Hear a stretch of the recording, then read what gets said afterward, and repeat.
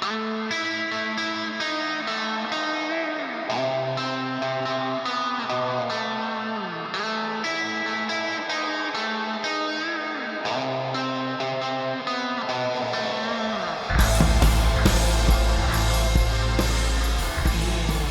not gonna review.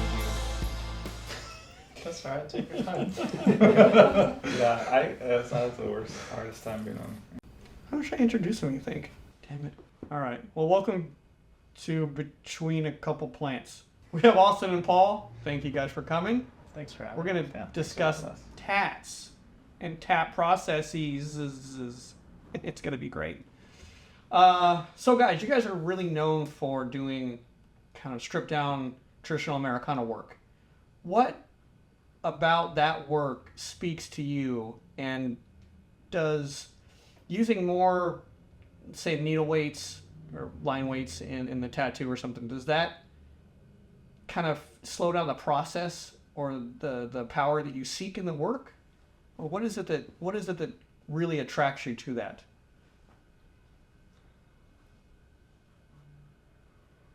I think like a nice bold or clean line with the with the classic looking tattoo is always stands out to me the best, because if you have too many different line weights, it starts to look less classic, and I think you kind of run into some problems when you're tattooing a small face, like if you're doing a pinup girl.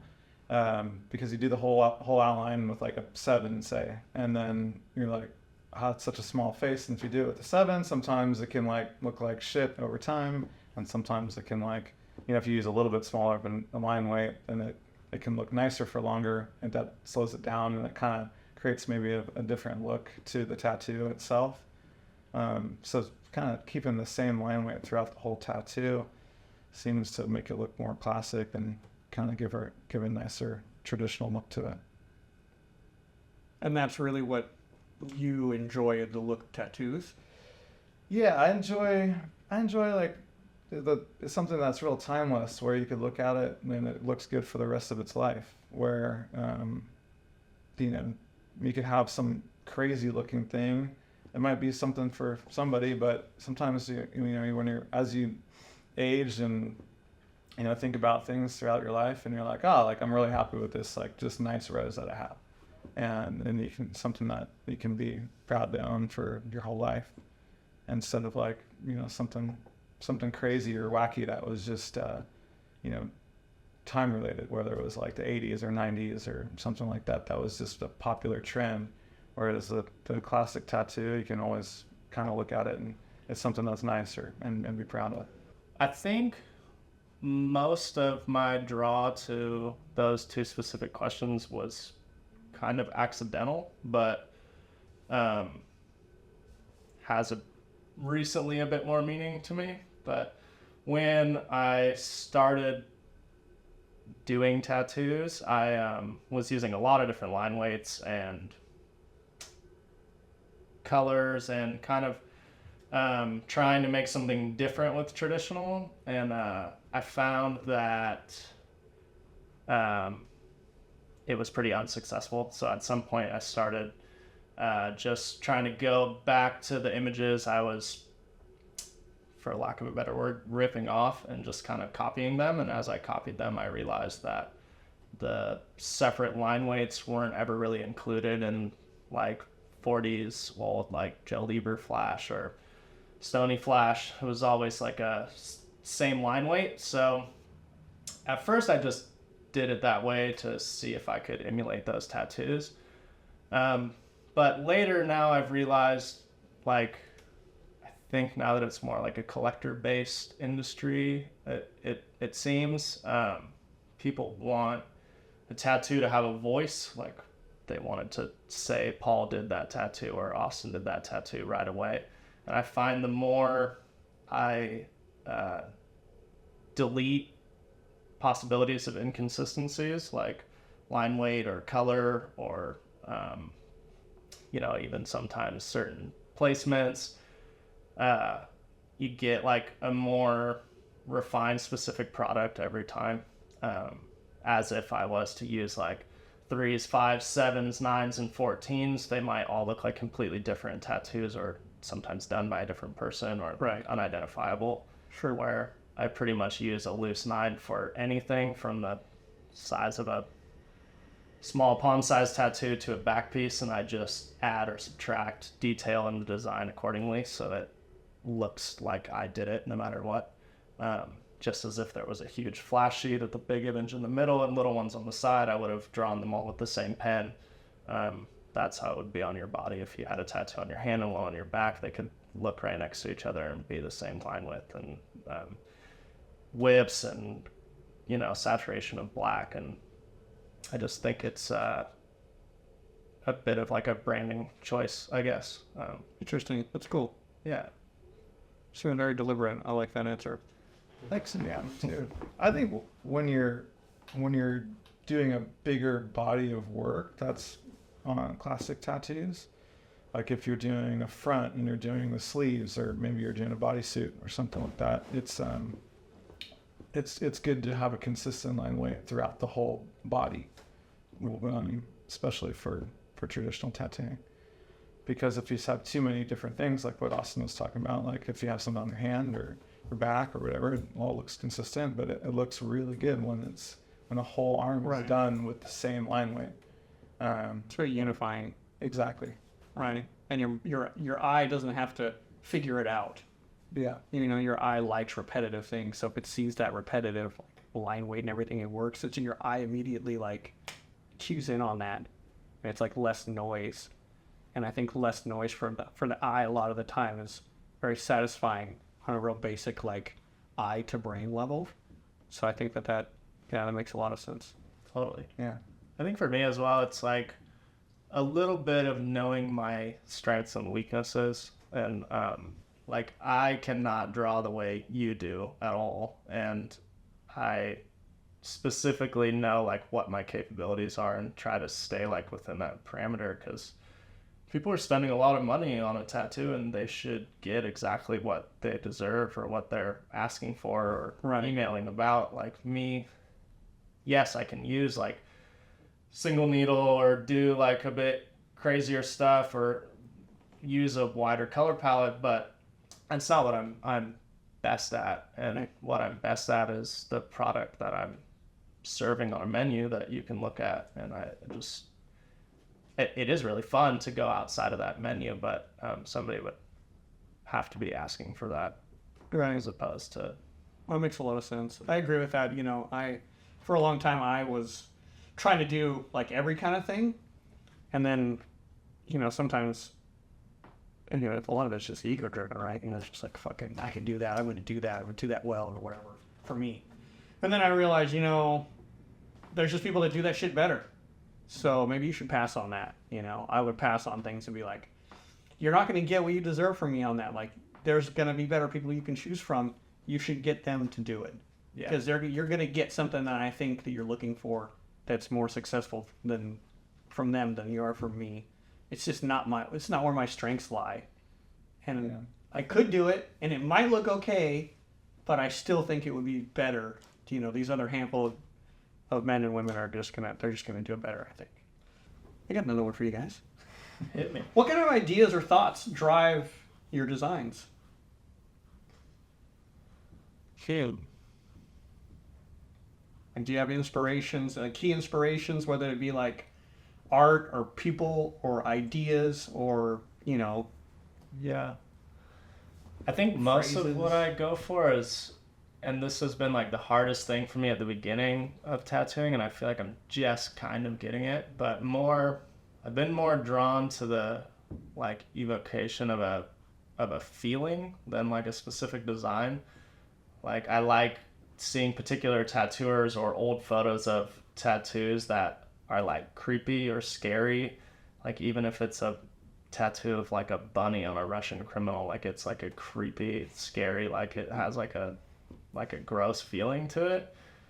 And there's something about that, like in like a looseness of drawing and application, but also like it's very deliberate, it seems like. And I had such trouble doing that. Like I want to do like creepier, darker feeling tattoos, but they always turn out like fluffy and happy. And it's been really hard for me, but I've been focusing on it more, and I feel like I'm kind of getting a bit of the creepier sense in it. Still 50-50 maybe on the creepy to fluffy, but I go more for that. I mean, even if like somebody wants like a rose on their forearm and they want it whatever with a long stem, I try to give it a, I don't know, like a dark feel, as opposed to, it's not particular to the image, I guess. I like to push myself into different imagery, but I think, like we were touching on earlier, people expect like a certain thing, so I push myself more to like get more feeling into the tattoos, and the image isn't super important to me, I guess. Gotcha. Have you thought about maybe going to work with Paul Booth? No, I should though. The dark side. I haven't thought about it, but now I am. Just your take on babies ripping out of things. I got asked for that recently. This lady wanted a back piece of somebody ripping an infant like into shreds with intestines all over the place. Unfortunately, it was a cover-up of like a huge tribal, so it wasn't really.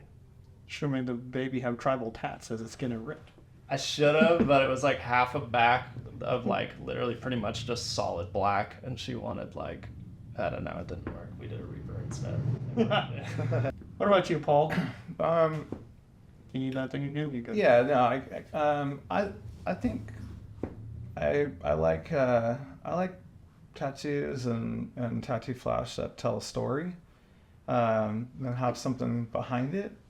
I think I got a lot of the imagery that I enjoy doing and that I'm comfortable doing from like from family stuff. My mom threw fortune cards, and so I was like really attracted to gypsy like folklore and travel and just kind of mysterious people and kind of circusy stuff. And my dad was a surfer and loved just the ocean, and so I was kind of interested in maritime stuff and ships and the water and kind of where it could take you. So like I used to really love doing like ships and things until I got kind of sick of doing the sails.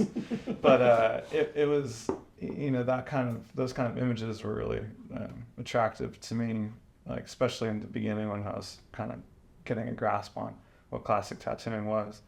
And but definitely, yeah, all the women and faces and things like that were all kind of you know, inspired by kind of my mom being gypsy-esque, you know. So I guess gypsy's an insult now, but I don't think it should be. That's a cool point to draw from. Yeah, it was neat. Like all the images, especially with the fortune cards, were like, you know, you'd have like just a cool sword, or right, you know, like there'd be a different, you know, a woman, or you know, like a gentleman, and it'd all be these three things together that make a story out of those cards, or what your fortune might be, and why, and so like those images were always, you know, things I thought about just throughout my whole life. So right, and especially now more so than ever, because symbols are so important. So I don't want to sound insulting here, but how do you guys say kind of, I don't want to say necessarily artistically satisfied, but maybe motivated, doing a lot of reproduction of classic design imagery? What keeps you guys being as productive? And I don't know, it seems like you guys really enjoy it. So what is it that works for you in that realm that keeps you moving so well? I think for me, it's more like pushing little tricks that I haven't seen people do before. I think that's what's so interesting about traditional tattoos is so many people do them, and for say like 1,000 people to do the same for Grim Panther, but you to look at one and say that I did it, it's a really hard task to do, which sometimes I'm successful and sometimes I'm not, but I try to pick things that I've never seen before or that seem new to me, and that keeps me going. I get really excited when I'm like, ooh, I've never seen that, and then I do it and it looks good. I don't usually like shade something before I do it, so it's kind of a shot in the dark until I'm tattooing it, and sometimes I'm really excited and sometimes I drop the ball. But I think that keeps me most excited. But honestly, like, I think it's pretty easy to stay. Most of my motivation is just like a lot of it has to do with like the before and during of the tattoo than what specific design it is. Like somebody coming in and successfully being able to I don't want to say like swindle, but talk them into something that I would be good at without making them feel like their idea is important, and that like communication, making somebody comfortable and drawing something that you both agree on and executing it. It could be totally a same reproduction of Flash that I've done over and over, but like that process is like exciting and nerve-wracking to me still, and fun. But yeah, then just like pushing myself to make whatever it is, even if it's been done a million times, look like I did it, not like everybody else. I like that answer. Do you want to just copy paste that one? Yeah. No.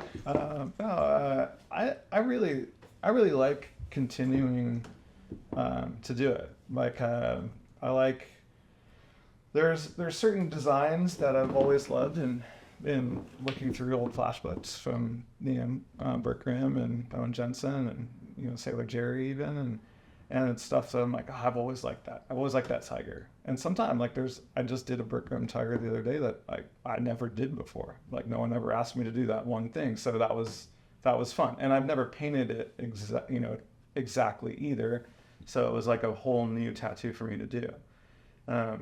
But I agree with Austin about the tricks and things like that to add, maybe making your leaf look a certain way or doing it different, Right. And then people pick that up and then they rip it off and do it like to their, they're people that are kind of newer, start out, and they start taking what, you can see your stuff end up in other places, and then you're like, okay, it's time for me to think up the next thing. Like, how can I stay ahead of this all the time? But one of my favorite things to do is to create a piece of, whether it's a tattoo design or tattoo flash, that looks like it was done in the 30s, 40s, 50s, that people can't tell, that they're like, where is that from? But I created something new that just looks like it was old. And it's like, maybe it's, it's just a different take on something, but that wasn't done, that you can't find this old flash or something like that. And so it is a new design that's introduced and now Into the kind of lexicon. yeah That's cool. So, and people, certain things I've done, people are like, oh, where's that old flash from? And I'm like, oh, I just drew that. And they're like, wow. Yeah. It's like, no, it's just a different design. I like drawing and painting, so it's fun to kind of come up with something completely different. And also by adding some of the familiar stuff around it. Say if you have, some big space in somebody's arm and someone really wants a classic, whatever, we could go with Burt Grimm tiger because I mentioned that earlier, but they want that, but then they want, a bunch of other stuff, and you have to work around stuff that fits. So if people see an arm or a page of flash and it's got some classic stuff that they recognize, and then something that's new that you did, and you can really tell that it's got your, little tricks that you do, and it kind of it all adds to like the overall look. I wanted to add something that I thought about. I don't know if this rings true like through styles, but think something I've noticed really well, even with my own drawings, but as well just like basing stuff off like traditional Flash. I think it's been really important for me to notice like when something is already the best it can be and not recreating. There's certain images that just are really good the way they are. I noticed us both saying like the Burt Grim Panther or the Burt Grim Tiger, like it is what it is for a reason and it looks good that way. And sometimes being able to put your little trick or not or whatever it is, there is certain images that just feel good to do the way that they are, and it's hard to do them anyways, but Right. just recreating or keeping alive that exact thing that is so good for its own reason. You know? Right. So you're doing kind of two things. You're kind of avoiding the better is the enemy of good by fucking trying to make it better and then making it into something that's not as good. Yeah. And then you're also kind of passing down tattoo imagery to another generation of people. You're kind of passing on this lexicon of classic imagery in a way that, you know, the way that people that are getting them now might not know about. They might not know that it was drawn in the 40s or whatever. They might not know that, I never thought to look for that. I never seen that before, but I really like it. And you're like, that's really cool because now you have a Charlie Wagner design and you've never even heard Charlie Wagner or whatever. And that's a really cool thing to be able to kind of spread that tattoo culture in that way. To be honest, a lot of what I look at too isn't recently, maybe in the last 2 years, but I reference a lot of like Cherry Creek and Tattoo Brand and turn that into a traditional design. Like I like the, I mean, it's still in the front of most tattoo shops like across the U.S., you know, but I think it gives a cool feel and it's from my era, so I don't know. It seems a little more natural. It's like things that I saw growing up that made me interested in tattooing that I can pull into like what I prefer the look of now. Right.